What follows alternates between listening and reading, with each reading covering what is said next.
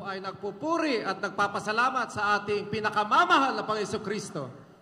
At ganoon din po, dobleng paggalang po sa ating ginagalang at minamahal na beloved Evangelist Wilde Estrada Almeida, at ganoon din po sa ating Assistant Pastor Lina C. Almeida. Beloved Son Pastor po. Hindi po natin makakalimutan ang aral ng ating beloved Pastor po at saka beloved Assistant Pastor po. At ganoon din po, pagbati po sa pamilya po ng mahal na pastor. Good afternoon po sa inyong lahat. God bless you po. At ganoon din po, pagbati po sa ating mga kapatiran sa pananampalataya. At ganoon din po sa mga beloved preachers, manggagawa, mga baguhan, mga datihan, mga kasama ko sa medical team. Welcome po kayo sa gawain ng ating pinakamamahal na Panginoong Kristo. Ako po ay nagpupurit, nagpapasalamat sa araw na ito, mga minamahal. 28 years na po ako naglilingkod sa ating pinakamamahal na Panginoon Hesus Kristo.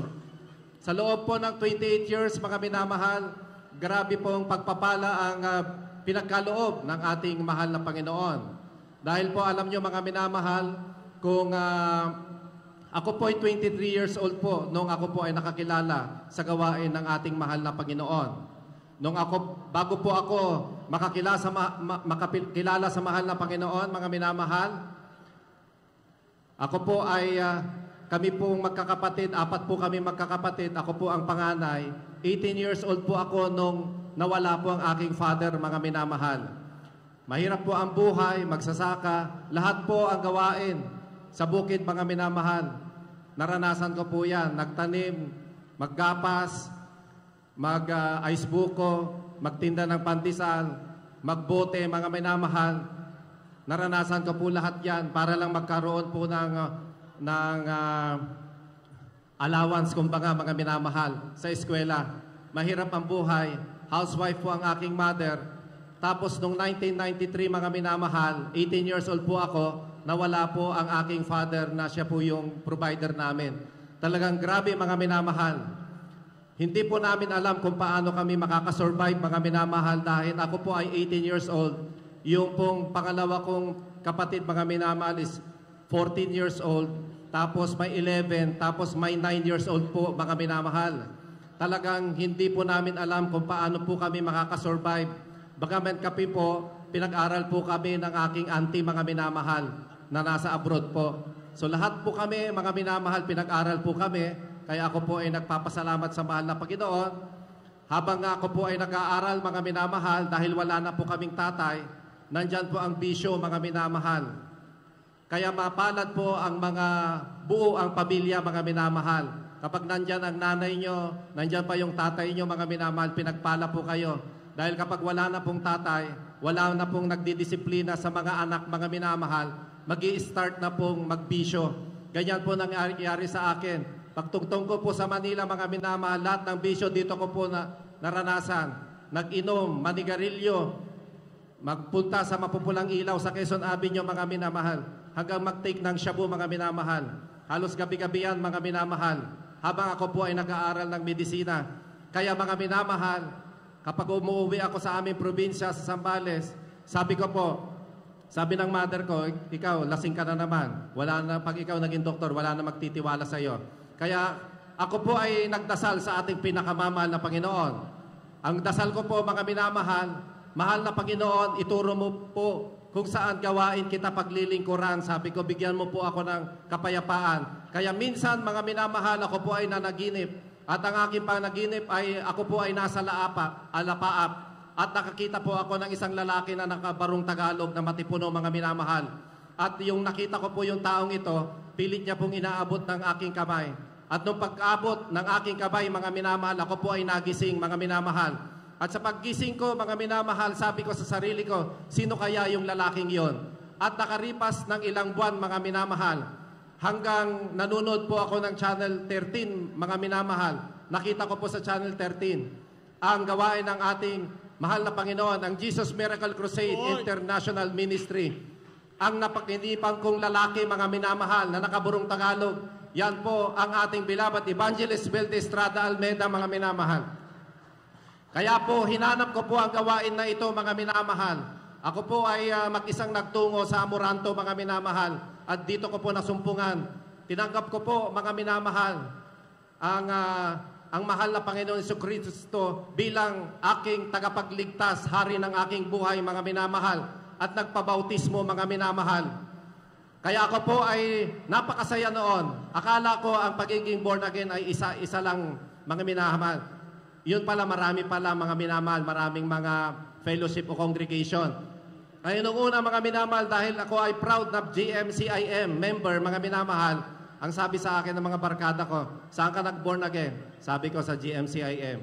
Sabi niya, bakit naman dyan ka pumunta? Napakadaming fellowship. Hindi mo ba alam na dyan ay oneness? Wala yan sa katotohanan, mga kulto. Sabi niya ganyan. Kaya ako, mga minamahal, ako po ay nag-observe sa gawain na ito. At ang nakita ko, mga minamahal, wala naman. Ang mahal na Panginoon naman ang tinataas po natin. Pag makikita nyo sa harapan, nakalagay dyan, Jesus Miracle Crusade International Ministry. Nakalagay dyan, Jesus Saves, Jesus Heals.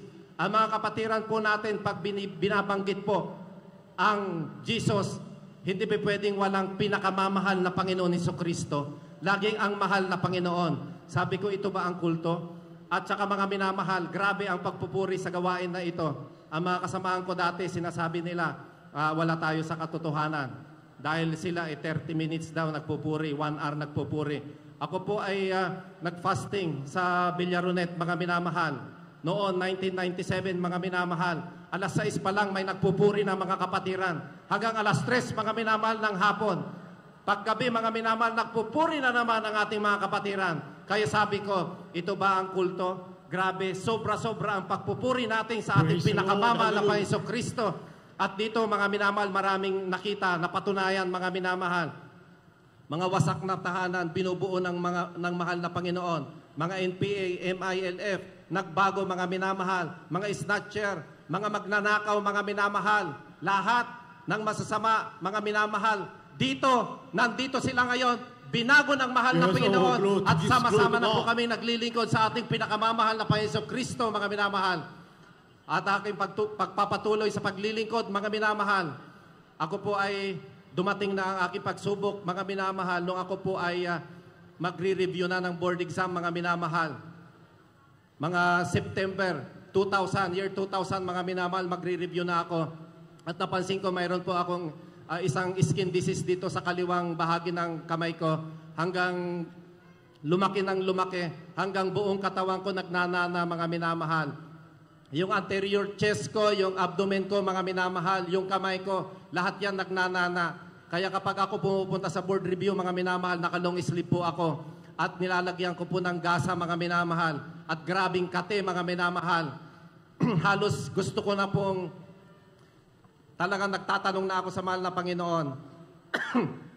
Sabi ko, mahal na Panginoon, talagang nagkataon pa na yung magre-review ako, dito mo pinahintulutan na magkaroon po ako ng skin disease. Nagnanana ang buong katawan ko. Halos napakakati, hindi po ako makatulog.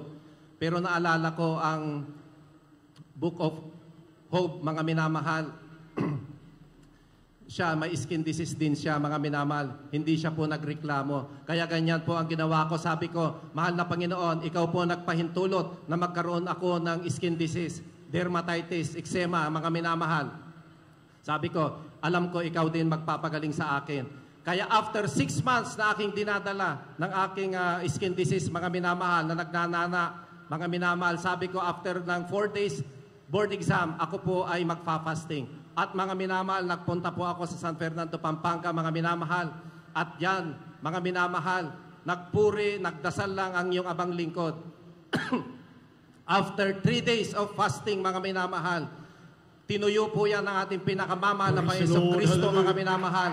At parang kalislis ng isda na pinagpitik-pitik ko at nilinis yan ng mahal na Panginoon. Talagang hindi po ako makapaniwala dahil nung after 3 days, kailangan ko na bumalik sa Maynila, mga minamahal, para ayusin yung PRC ko, mga minamahal.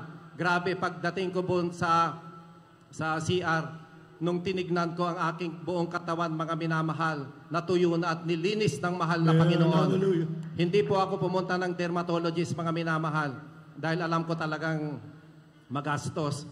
mamimili lang naman ako mga minamahal. Either bibigyan po ako ng mga ointment gamot ng mga more than 1 week to 2 weeks or 3 days fasting. Pinili ko po ang mag-ayuno ng 3 araw. Agad-agad pinagaling po ako ng ating pinakamamahal na Panginoong Kristo, mga minamahal. At ganoon din po mga minamahal. Yung aking kapatid, nadala ko dito, lahat po ng aking kapatid. Ngayon naglilingkod po kaming lahat, mga minamahal. Yung 4 na bata, magmula nung kami po ay naglingkod, na 4 na magkakapatid, na noong 1993, hindi namin alam kung paano kami makakasurvive, mga minamahal. Ako po naging, salamat sa mahal na Panginoon. Ako po ay naging family medicine specialist, mga minamahal. Diplomate in family medicine, mga minamahal.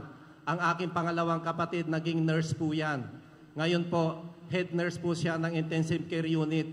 At pinagpala rin po ang aking kapatid dahil sa buong Pilipinas last year, siya po yung tinagurian na most outstanding BLS trainer sa buong Pilipinas, mga minamahal, yung aking nurse na kapatid.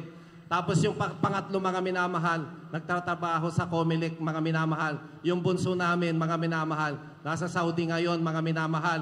Kaya mga minamahal, ang maglingkod sa ating mahal na Panginoon ay nakakabuti. Talagang, it will take time lang. Huwag magmadali, mga minamahal. Pinagpala na rin yung abang lingkod. Marami na kaming sasakyan, mga bahay, mga minamahal. Lahat po kami ng magkakapatid, mga minamahal. Hanggang alam nyo, mga minamahal, ito lang, recent, mga minamahal. Mayroon po akong mother-in-law na fracture, mga minamahal. Tapos nung na-fracture sa femoral fracture, di bale, inoperahan po siya. Ang mahal po ng bakal. Yung first operation niya, halos more than 300,000 po ang nagastos kasi private. Tapos, after 2 weeks, mga minamahal, dahil medyo maedad na yung mother-in-law ko, biglang nag-fail po yung operation, mga minamahal. Nung nag-fail yung operation, mga minamahal, kailangan total hip replacement na, mga minamahal. So, pinaghahanda po kami ng yung bakal lang nasa 250,000, mga minamahal. So, prinoceed po namin na magpa-opera. Second operation, mga minamahal, almost nasa 600,000 plus ang nagastos. So, ibig sabihin, mga minamahal, sa loob lang ng ilang buwan, mga minamahal, halos 1 milyon na, mga minamahal. Grabe. Tapos, nag-failed na naman yung operation ng pangalawa, mga minamahal. Parang nagtapon kami ng pera, mga minamahal. Tapos sabi nung doktor, kailangan tanggalin yung bakal na nilagay, mga minamahal. Dahil nagkaroon po siya ng infection. Nagkaroon po siya ng MRSA, yung tinatawag namin na methicillin-resistant Staphylococcus aureus. Ito po yung pinakamalupit na bakterya na tatama, na wala na pong antibiotic, mga minamahal, na pwedeng manggamot. May isang antibiotic, yung linezolid, mga minamahal. Ang isang tabletas nasa 2,500 twice a day for 3 to 6 months, mga minamahal. Hanggang iniinom niya yon, mga minamahal. Halos 1 buwan niyang iniinom, hindi na po kumakain ang aking mother-in-law. Ang payat-payat na, butot balat na, mga minamahal. Kaya sabi po ng aking anak, sabi niya, Papa, mukhang bibigay na si Lola. Pwede ba bago siya kunin ng mahal na Panginoon? Pwede po bang dalhin natin siya sa gawain ng ating pinakamamahal na Panginoong Kristo? Dahil kami, mga minamahal, bilang doktor, sabi ko, sige, yun na lang gagawin natin. Mga minamahal, sinabi, talagang dinala po namin ang aking mother-in-law sa ating gawain, dyan sa Rizal, mga minamahal, at pinatanggap po na mga kapatiran, mga minamahal, ang aking mother-in-law. Nagpabautis po ang aking mother-in-law. Dahil ang aking mother-in-law, mga minamahal, binigyan ko lang ng 2 weeks para mabuhay. Sinabi ko, pag hindi pa siya kumain, mga minamahal, kasi 2 weeks na hindi kumakain. Pag 2 weeks pa hindi kakain, di bali 1 buwan na, sabi ko baka bibigay na siya. Bilang doktor, mga minamahal. So, ginawa namin, pinasa Diyos na po namin. Sabi namin, mahal na Panginoon, kung ang mother-in-law ko na ito ay para sa'yo, ibig sabihin, kukunin mo na siya. Pero kung ang mother-in-law ko ay para sa amin pa, ibig sabihin, i-extend mo pa ang kanyang buhay. Mga minamahal, nung nabautismuhan siya, ang una niyang sinabi, gusto kong kumain. Dinala na namin siya. Kumain siya ng kumain. Kumain siya ng kumain, mga minamahal. Yung sinabi kong 2 linggo na lang siya mabubuhay. Ngayon, mag 3 years na ang aking mother-in-law. Buhay na buhay, mga minamahal. Grabe talaga ang gawain ng ating pinakamamahal na Panginoong Kristo. Kaya nga lagi kong pinagsasabi, mga minamahal, na ang gawain ng ating pinakamamahal na Panginoong Kristo dito, mga minamahal, siya po ang dakilang manggagamot. Greatest physician, mga minamahal. Grabe, mga minamahal, talagang hindi po ako makaalis dito kahit ako po ay isang doktor, mga minamahal. Talagang hanggang kamatayan po, ako po ay maglilingkod sa ating pinakamamahal na Panginoong Kristo. Mga minamahal, kung titignan nyo ang Biblia, ang pinakamagaling na mabagamot ang ating Panginoon Diyos. Dahil po, mga minamahal, nung create po si Eva, mga minamahal, ang goal ng ginawa ng mahal na Panginoon, pinatulog niya muna si Adan, mga minamahal. Ibig sabihin, isa siyang anesthesiologist, mga minamahal. Nung napatulog, mga minamahal, kinuha ang tagyang at naging Eva, mga minamahal. Ibig sabihin, orthopedic surgeon din pala ang ating mahal na Panginoon. No, ang mga kitongin, nilinis ng mahal na Panginoon. Ibig sabihin, dermatologist din pala ang mahal na Panginoon at infectious disease specialist, mga minamahal. Nung may paralitiko, mga minamahal, pinalakad ng mahal na Panginoon. Ibig sabihin, neurologist din ang mahal na Panginoon. Nung may baliw, pinagaling ng mahal na Panginoon. Psychiatrist din ang mahal na Panginoon. Nung bulag, nakakita, ophthalmologist din ang mahal na Panginoon. Nung bingi, nakarinig, ENT specialist din ang mahal na Panginoon. Nung may batang namatay na, mga minamahal, ang sabi ng mahal na Panginoon, natututog lang yan. Pero sabi ng mga kamag-anak, hindi, matagal nang patay. Pero binuhayan ng mahal na Panginoon. Ibig sabihin, pediatrician din ang mahal na Panginoon. Nung mayroong babae na inaagasan, dinudugo, mga minamahal, nasagi niya yung laylayan ng mahal na Panginoon. Sabi niya, may lumabas na power sa akin. At pinagaling yon ng mahal na Panginoon. Ibig sabihin, gynecologist din ang ating pinakamamahal na Panginoong Kristo, mga minamahal. At ganoon din, mga minamahal, nung nangaral ang mahal na Panginoon, pinakain niya ang 5,000 katao sa kakapiranggot lang na pagkain. Ibig sabihin, economist din ang mahal na Panginoon. Noon ang mahal na Panginoon umakyat sa alapaap. Ang mahal na Panginoon, he defied the law of gravity. Dapat pabagsak Bagkos, mga minamahal, pataas. Kaya siya rin ang pinakamagaling na physicist, mga minamahal.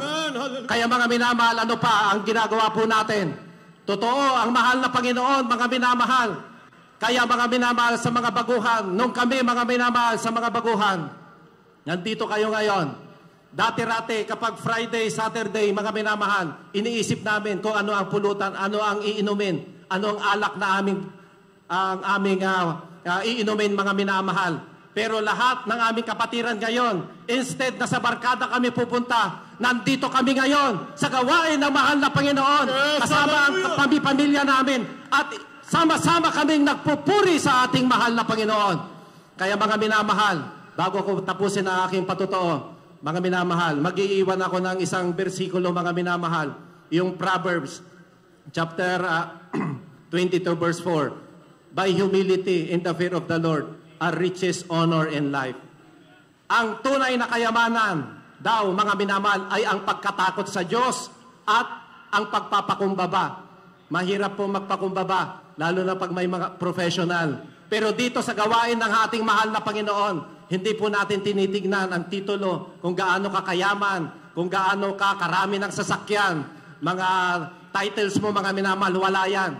Dito, mga minamahal, lahat may humility at mayroong pagkatakot sa Diyos. Yan ang kayamanan natin, mga minamahal. Kaya hanggang dito na lamang ang lahat ng papuri at pasasalamat ay tangi sa ating pinakamamahal na Panginoong Kristo po lamang. Praise the Lord. Hallelujah.